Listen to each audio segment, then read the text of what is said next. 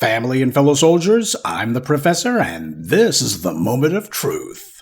And now the Friday Crime Report. Tallahassee, Florida, Thursday, April 17th, 2025, 11:50 a.m.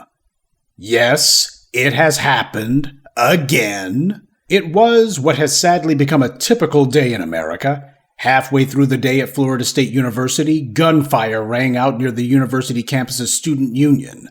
The FSU alert system alerted staff and students on campus, and they were told to shelter in place because of an active shooter incident. First responders arrived on the scene quickly. Police must have found the shooter in short order. The Tallahassee police chief said that the suspect did not comply with commands from the officers, and he was shot by responding police. Fortunately for the killer, though, he wasn't black, so he was only wounded, taken in alive, and rushed off to a hospital. No word on whether the police took him to a Burger King first. The students who had been sheltering in place during this incident were eventually allowed to leave, with their hands up, of course, when it was obvious they were not the shooters, but that's how the police operate. Police recovered a shotgun and a handgun from the shooter, which is very important. Now, there were 6 people who were injured and at least 2 people who were killed. But the police are claiming that the deceased persons were not students. Now, again, people are wondering, how could this have happened? Why would someone do this? Why would they take innocent lives, harm several other people, threaten the lives of law enforcement? Well, thank God for the brave men and women of the police. After all, they didn't do anything to prevent this, and they were worthless in the aftermath, but they were there on the scene when the tragedy went down, and probably getting paid overtime too, so that's all that really matters. The shooter has already been identified. I guess that must be because other people knew who he was, so the authorities couldn't keep his identity concealed. He's 20-year-old Phoenix Ickner. He is, or I guess it's safe to say was, a student at FSU, and like so many of these mass shooters from the dominant society, he has a direct connection to law enforcement. His mother is Jessica Ickner, an 18-year deputy with the Leon County Sheriff's Department. And the sheriff, as well as the Florida State University chief, have already confirmed that Deputy Ickner's son had used what had been her service weapon to commit this atrocity. The sheriff described the killer as being a long-standing member of the Leon County Sheriff's Office Youth Advisory Council, and said that this murderer had been engaged in a number of training programs that the Sheriff's Department has. Well, that being the case, we basically should be looking at this guy as being a de facto member of law enforcement. Because one thing's for sure, had this guy been killed, that's exactly how the white media and the Sheriff's Department would be talking about him. They'd be saying, basically, we had a guy who was one of us, you should look at him as being one of us, police do a dangerous job every day. That's what they would be saying. So what you have here, by the sheriff's own admission, is a long-standing member of the Leon County Sheriff's Department who just carried out a mass shooting at a school, killing 2 people and injuring 6. That's what happened here. One of the Sheriff's Department's own did this. Gee, reminds you of Kyle Rittenhouse, doesn't it?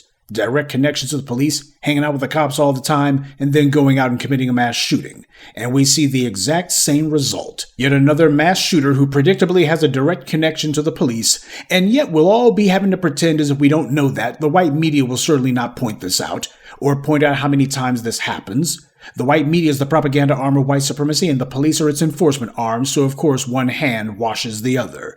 Or should I say, one hand wipes the blood off the other. Where did this guy get the idea that he could even do something like this? Who conditioned him to believe that he would be allowed to? His mother is a sheriff's deputy, and he himself has been doing training of some sort or another with the sheriff's department, so clearly the old boy network was grooming this guy to set up to be hired, because merit doesn't exist under white supremacy. It's all about who you know and what color you are. We also have to ask if perhaps this is another example of the Chris Rufo effect here, because you see, Ickner was also a political science major at FSU, and FSU News had spoken with him during a Tallahassee Students for Democratic Society protest that was taking place on that campus. Ickner reportedly told them, these people are usually pretty entertaining, usually not for good reasons. Ickner registered to vote as a Republican back in 2022, and on Instagram, his account included a Bible verse from Jeremiah 51:20. You are my war club, my weapon for battle. With you I shatter nations, with you I destroy kingdoms. That's how this guy thought of himself, huh? some sort of club for God, God's weapon in battle. See, the thing about it is, when you have idiots like Chris Rufo who are being involved in these university campuses, this emboldens all of these little right-wing nuts to feel that, hey, we got some of ours in there who are encouraging us to go ahead and do whatever we want. And they've already passed laws saying that it's okay to hit people with our cars if they're doing a protest, so I'm sure they don't mind us killing them by other means too. This is exactly what the stochastic terrorism of people like DeSantis and Rufo is meant to bring about. This is the result that they want. They want killings to be taking place, politically and racially motivated killings. That's what they want to encourage. This is not happening in spite of them. This is happening because of them. Constantly getting on television or on the internet and pushing these phony white victimhood narratives, it's meant to make these guys feel that they're getting a wink and a nod from the powers that be, so why not go ahead and do something? Now, is it rude of me to suggest that perhaps this guy's seeing his mother in a profession where the police are allowed to routinely kill unarmed black people and then have everyone from the white media to the politicians bending over backwards to make excuses for them? Is it possible that that's where he got the idea that he could do this from? Prosecutors, judges, the white media, they all make sure that whenever the police do something wrong, it's covered up, or if they can't cover it up, they immediately move to minimize it. And that being the case, since this guy grew up his entire life with his mother as a sheriff's deputy, he probably thought that that kind of immunity from law already accrued to him in addition to his racial privilege. So as far as he was concerned, why not decide that if you get up one morning and just want to feel like killing a bunch of people, why not do it? The father of one of the Parkland High School massacre victims said that some of the kids from Parkland were students at FSU, and as a result, they've now survived 2 mass shootings at a school. Florida has a permitless carry law, which is just more of the white right doing their performative extremism, because no matter how many of these conservatives relax the gun laws, they just don't seem enough to deter, much less stop these killers. So I'm thinking that the gun laws probably aren't the problem, but this is the same problem that the blue states have too. So what is it that America's political class is simply missing here? This country needs to have a serious conversation and then take serious action as to why this keeps happening. But that will never be allowed to occur because it would indict the dominant society and place restrictions on them. And that's not allowed. So they're continuing to offer up their own children on the altar of racial privilege. Now, times like these, moron DeSantis needs to be held accountable. He and that putrid gang of scumbags that he calls the legislature down there are responsible for this.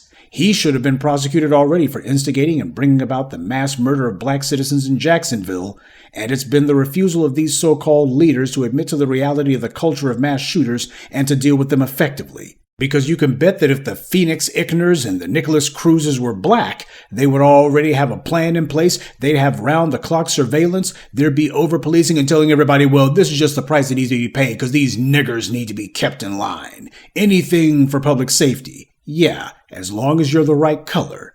Now, who wants to lay odds that when this guy finally gets brought to court, his legal strategy is going to hinge on the same thing it always does? There's going to be some sort of pathetic argument made that this guy had some sort of mental issue. And of course, the white media will immediately break out the sad violins for him. They'll be making it a point to talk to his friends, neighbors, people from his church if he went to church. Anyone and everyone to say what a good boy that he was. Why, they'll even have the police out there saying, hey, we didn't have any problems with him. Sure, he was minding his manners right up until the moment he started slaughtering people. That's what they'll be doing. And they'll be making sure to have a bunch of pointy-headed experts who will be white-splaining that, well, these are all very complex things that happen. It's very intricate, you see, very complex, these shootings. Yeah, when you're not talking about a black person, it's always complex.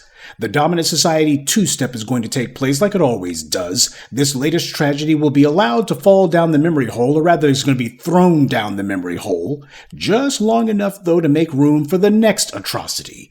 And even though Florida schools have become a shooting gallery, it won't matter, because not interfering with the movements and activities of those classified as white is how white power bestows tangible benefits on its members.